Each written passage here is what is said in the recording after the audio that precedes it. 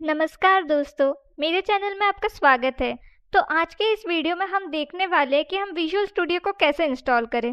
पर उसे इंस्टॉल करने से पहले हम देखते हैं कि विजुअल स्टूडियो क्या है और इसकी ज़रूरत क्यों है। तो जैसे कि हमने पिछले वीडियोस में देखा था कि सी शार्प एक लैंग्वेज है जिसके थ्रू हम कंप्यूटर से बात करते हैं।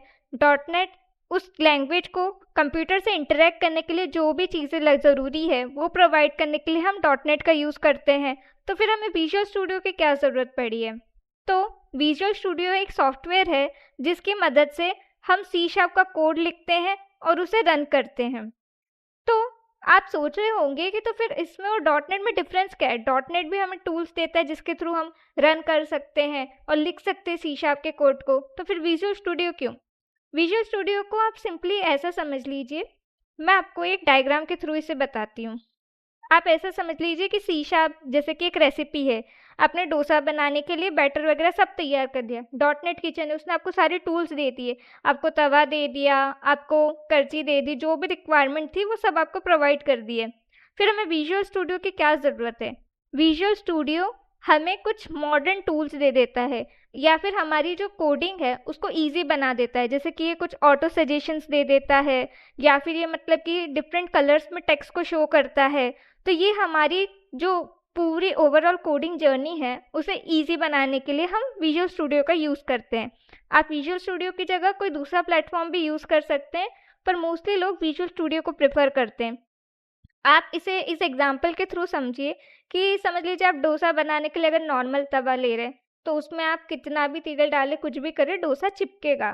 पर अगर वहीं आप नॉन स्टिक तवा लेंगे तो फिर आपको जो डोसा मेकिंग प्रोसेस है वो इजी हो जाएगा। तो आप समझ लीजिए वो नॉन स्टिक जो डोसा पैन है वो विजुअल स्टूडियो है। मतलब कि वो आपको और इनहांस टूल और फैसिलिटी दे देता है ताकि आप अच्छे से अपनी जो सी शार्प है उसे लिख पाएँ और अच्छे से कंप्यूटर से इंटरेक्ट कर पाएँ। तो चलिए हम विजुअल स्टूडियो कैसे इंस्टॉल करना है वो बेसिक पूरा प्रोसीजर देखते हैं। सबसे पहले हम जाएंगे क्रोम पर। गूगल पे हमें टाइप करना है माइक्रोसॉफ्ट विजुअल स्टूडियो।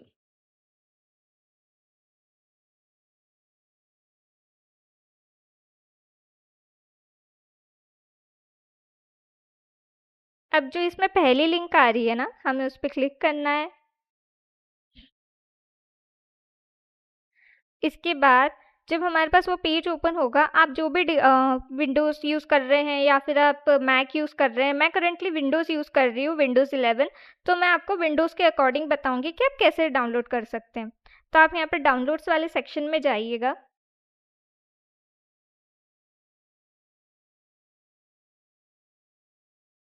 देख रहे होंगे कि 3 ऑप्शन है हमारे पास, कम्युनिटी, प्रोफेशनल और एंटरप्राइज। हमें चाहिए कम्युनिटी वाला, ये फ्री डाउनलोड में है। तो आप बस इस पर क्लिक कर दीजिएगा और उसके बाद ये एक विजुअल स्टूडियो इंस्टॉलर डाउनलोड करना शुरू कर देगा। हम वेट करते हैं जब तक कि वो डाउनलोड शुरू हो रहा है।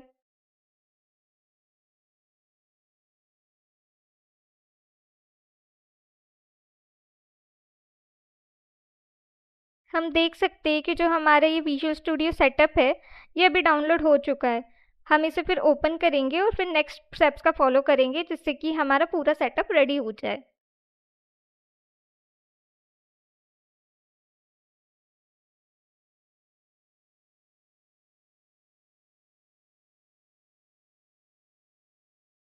हम इस पर क्लिक कर देंगे कंटिन्यू। अब हम थोड़ा सा वेट करते हैं जब तक कि ये विजुअल स्टूडियो इंस्टॉलर रेडी हो रहा है।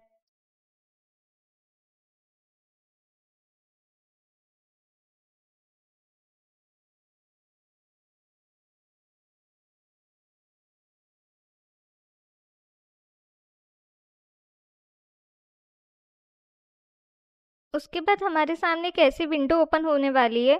तो इसमें आपको बहुत सारे ऑप्शन दिख रहे होंगे, पर अभी फ़िलहाल के लिए हमें बस इसको सिलेक्ट करना है, डॉट नेट डेस्कटॉप डेवलपमेंट।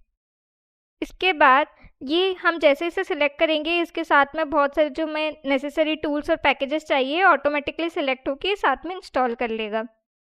तो चलिए इसके बाद हम इसको क्लिक करते हैं इंस्टॉल। ये थोड़ा ज़्यादा स्पेस ले रहा है तो इसमें थोड़ा हमें डाउनलोड और इंस्टॉल करने में टाइम लगेगा। तो आपको थोड़ा वेट करना पड़ेगा। आपके अगर आपकी इंटरनेट स्पीड अच्छी है तो ये बहुत जल्दी भी डाउनलोड हो जाएगा।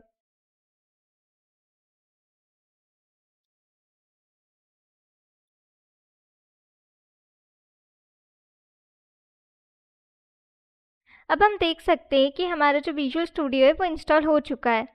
तो अब हम इस पर लॉन्च पे क्लिक करके इसे ओपन कर सकते हैं। अब हम देख सकते हैं कि जो हमारा विजुअल स्टूडियो है वो ओपन हो चुका है। इसमें आपको ये 4 ऑप्शन दिख रहे होंगे। क्रिएट अ न्यू प्रोजेक्ट, इससे हम एक नया प्रोजेक्ट बना सकते हैं। दूसरा है कि ओपन अ प्रोजेक्ट और सॉल्यूशन, अगर हमारे पास कोई पहले से प्रोजेक्ट रखा है तो उसको हम इस लिंक के थ्रू ओपन कर सकते हैं। तीसरा है कि ओपन अ फोल्डर, और चौथा है क्लोनर रिपोजिटरी। क्लोनर रिपोजिटरी काफ़ी अच्छा टूल है। इसके थ्रू अगर गिटहब पे किसी के पास कोई एग्जिस्टिंग कोड है तो हम उसे डायरेक्टली अपने विजुअल स्टूडियो में कॉपी पेस्ट कर सकते हैं उसकी गिटहब रिपोजिटरी के लिंक से। तो फिलहाल के लिए हम इसमें क्लिक करते क्रिएट अ न्यू प्रोजेक्ट पे।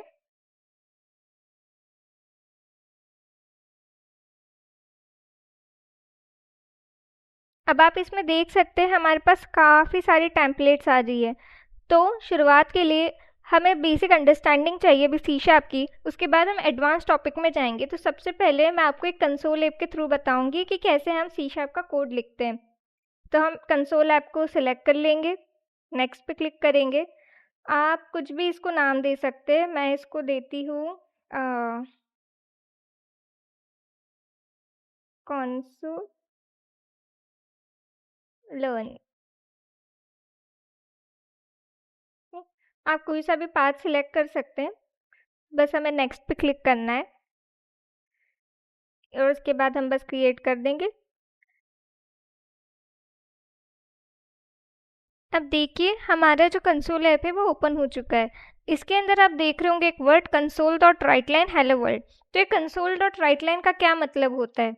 कंसोल का मतलब जो भी हमारा टर्मिनल रहता है वो, और राइट लाइन का मतलब होता है कि उसमें ये जो टेक्स्ट है या जो भी हम इसके अंदर प्रोवाइड कर रहे हैं ब्रैकेट्स के अंदर उसको वहाँ पर प्रिंट कर दो। तो करेंटली हम क्या प्रिंट कर रहे हैं? Hello world.